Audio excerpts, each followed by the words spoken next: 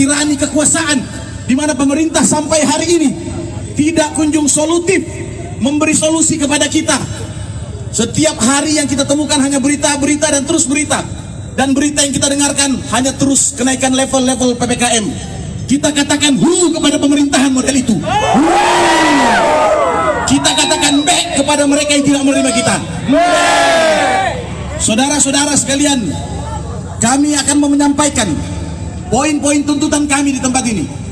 Tadi kita diminta untuk masuk ke dalam, ya, perwakilan saja. Tapi sumpah bakti kami semua yang datang di tempat ini telah dipersaudarakan oleh alam semesta. Tidak akan mungkin kami masuk ke dalam kecuali semua masuk ke dalam. Saya sebagai Korlap yang bertanggung jawab di tempat ini bersama seluruh panglima yang hadir, kami tidak akan pernah mau dibujuk untuk masuk ke dalam. Biar orang susah senang sama-sama di tempat ini. Kita akan masuk, ya. Kita tidak mungkin membuang-buang waktu di tempat ini. Dan jangan-jangan ini bagian dari strategi membuang-buang waktu kita di sini, sehingga apa yang menjadi poin-poin tuntutan kita hanya akan hilang dan semu. Sehingga pada hari ini kami datang ke tempat ini. Yang pertama, ya, perjuangan besar kami adalah hentikan PPKM yang tidak berpihak kepada rakyat ini. Yang kedua, negara berhentilah menjadi teroris dengan menekan rakyat, ya, memaksa rakyat harus divaksin. Di negara yang merdeka ini saya katakan, biarkan rakyat merdeka mau divaksin atau tidak. Jangan kalian paksakan, Bapak Ibu yang terhormat, ya. Boleh kalian paksakan kami vaksin, tapi tanda tangani dulu 10 miliar kalau terjadi apa-apa setelah saya divaksin. Ratusan orang, bahkan sudah ribuan orang di Indonesia ini telah meninggal dunia setelah vaksin. Apa yang kalian gantikan terhadap mereka? Jutaan manusia di sana ketakutan vaksin. Perlu saya sampaikan di tempat yang terhormat ini, kalaupun banyak masyarakat mau divaksin, demi Tuhan itu bukan karena dorang berpikir tentang kesehatan, tapi dorang takut ada apa bantuan, kasihan. Begitu kejamnya negara mengatur keadaan ini. Kami tidak anti vaksin, tapi kami tidak suka cara-cara penindasan seperti ini.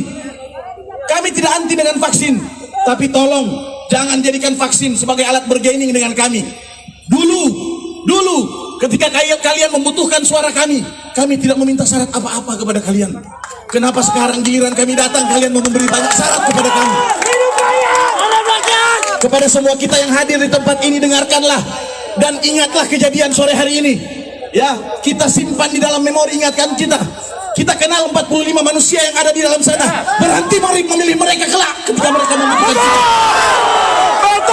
Betul. Ya, kita simpan dalam memori ingatan kita, saudara-saudara sekalian. Kita ingat kejadian ini sebagai penistaan terhadap masyarakat Sulawesi Utara, di mana pintu gerbang rumah rakyatnya tidak terbuka untuk rakyatnya sendiri. Betul. Ya.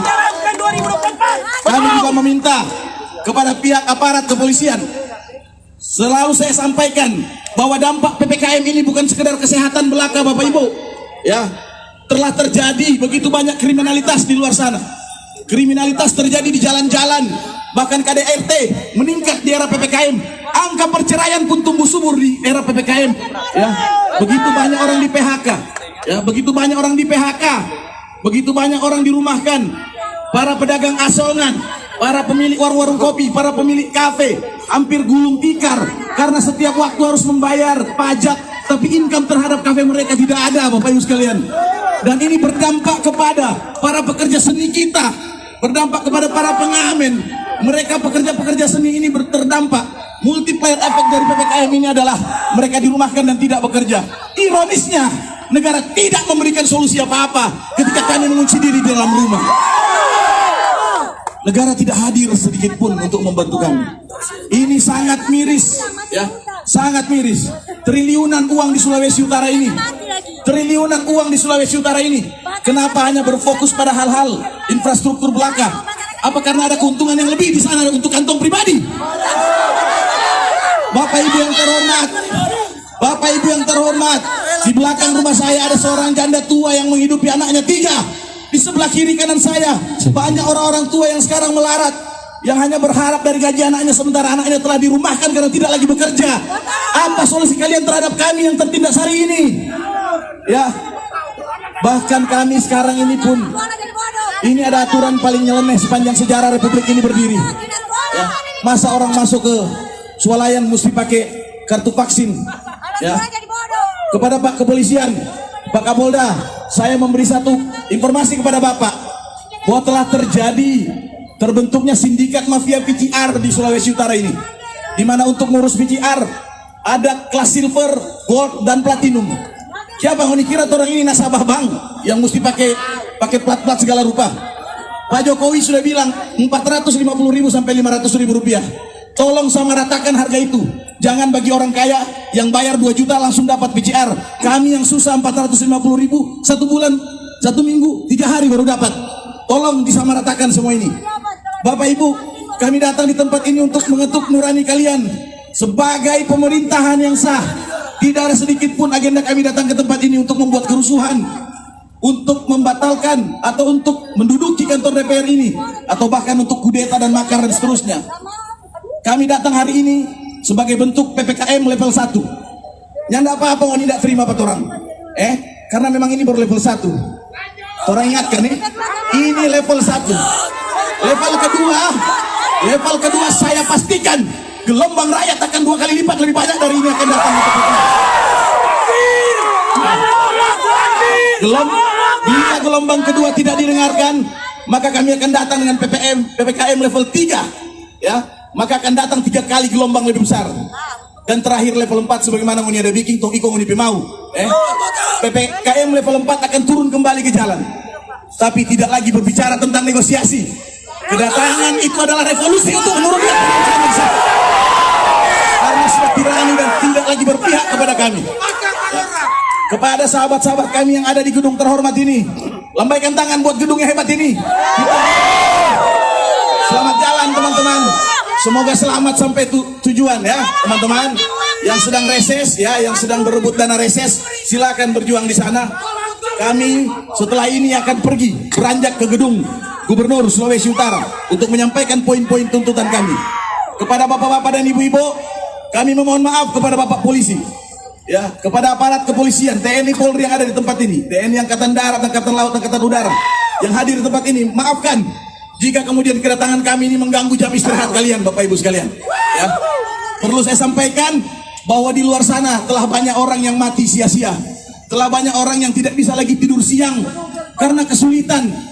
Kita dipaksa diam di rumah, sementara kita ditagih tagihan listrik setiap bulan. Kita dipaksa diam di rumah, tapi kita harus membayar tagihan air setiap bulan. Popok buat anak, belum lagi bini pemau, banyak sekali kebutuhan perempuan. Ya. Kesulitan melanda keadaan ini, sementara kalian tidak memberi solusi apa-apa kepada kami. Iya ya, itu santai. Iya itu santai.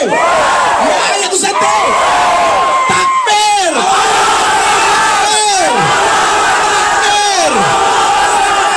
Syahadat jangan lupa. Syahadat.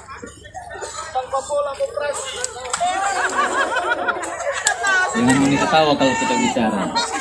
Kita cuma mau tanya.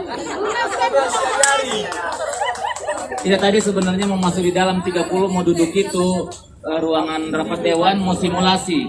Ada dewan yang ada yang dari rakyat. Tetapi Korla bilang sudah Jo. Tadi kita semua suruh dorong masuk lewat sebelah supaya polisi ada pekerjaan sedikit dong, ya toh. Cuman yang lebih penting di kantor gubernur. Cuma satu hal yang kita mau kasih tahu. Mau tanya kepada saudara-saudara, apakah pemerintah saat ini gagal atau berhasil? Sekali lagi, apakah pemerintah saat ini di bawah pimpinan Jokowi gagal atau berhasil? Sekali lagi, apakah pemerintah saat ini dengan kementerian dan segala macam kerjasama dengan aset dengan segala macam hutang-hutang negara, apakah berhasil atau gagal? Apakah pemerintah berhasil mengatasi pandemi atau gagal? No, kalau pemerintah gagal,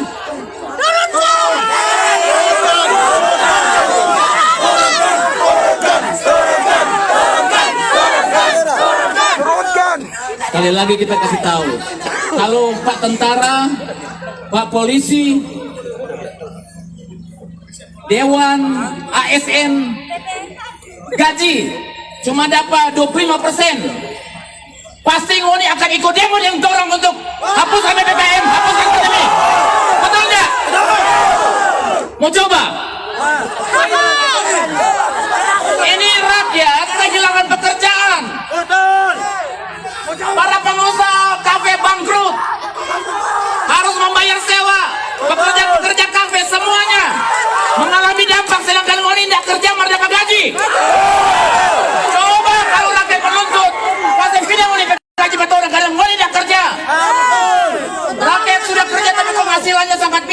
satu hari bekerja, ngoni duduk di rumah, jadi ngoni suka PPKM terus berlanjut. Masuk anak-anak. Ini apa ini dia? Ganti sekarang kau. Rakyat harus tahu ya, kita akan class action, kita akan turun bergelombang. Itu janji kami. Janji kami. Ini hanya pemanasan. Ini hanya pemanasan. Ormas kami belum turun kasih turun. Orang belum turun karena ormas. Ini hanya yang terdampak. Orang akan turun dengan full kekuatan ormas nanti.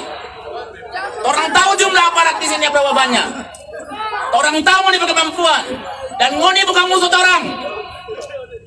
Kita tahu aparat kepolisian TNI berperang antara jabatan, antara perintah atasan dengan hati nurani kalian. Tapi saya tahu kalian juga rakyat, kalian punya anak rakyat juga. Kalian pensiun, kalian menjadi rakyat. Kapan kalian mau berjuang untuk rakyat? Kalau kalian laksanakan tugas karena kalian digaji. Kami berjuang di sini tidak digaji. Ini sedang tukang tagi dari Bang Musi atau sampai rumah, atau sampai kendaraan motor ring oto. Betul itu. Emang sedap. Mau ini tidak ada, mau dicuek dengan rakyat. Presiden yang kau cuek dengan rakyat kau. Orang berjuang di sini 80% pilih Jokowi. Kemudian begini Pak Sulawesi Utara. Itu keterlaluan. Presiden yang kau keterlaluan. Keterlaluan yang kau. Kayak pada batas tadi mau besok. Sekian ya. Iya, ya susah deh. Takbir. Stop di piring. Siram nyo, so masa kotoran.